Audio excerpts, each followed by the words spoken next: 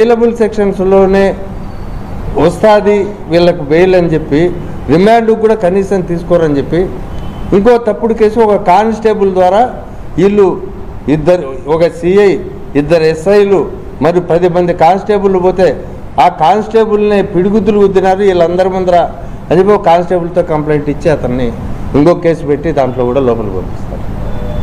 ఇట్లా ఉంది ఈ రాష్ట్రంలో అరాచక పాలన. ప్రభుత్వానికి పొలిటీషియన్స్ పొలిటికల్ బాస్లు ఏం చెప్తే అది ఈ రాష్ట్రంలో పోలీసు వాళ్ళు ఉంటున్నారు. తర్వాత ప్రజాస్వామ్యం కూనైతుంది.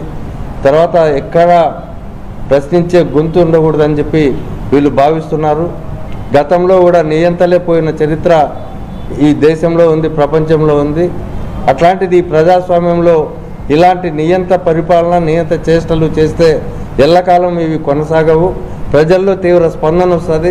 అందరూ ఎడ్యుకేట్ కాబడతారు. ఇప్పటికే ఈ ప్రభుత్వం పైన తీవ్ర వ్యతిరేకత ఉంది. కాబట్టి ఆ వ్యతిరేకతల్లో మీరు మట్టికి కొట్టుకోక తప్పదని చెప్పి ఈ సందర్భంగా గుర్తు చేస్తున్నా. కాబట్టి ఇప్పటికైనా మీరు ఇచ్చిన హామీలు నెరవేర్చుకోండి, ప్రజా మన్ననలు పొందండి. లేకపోతే మీరు కాలగర్భంలో కలిసిపోతారు. ఇట్లా దౌర్జన్యాల ద్వారా అధికారంలోకి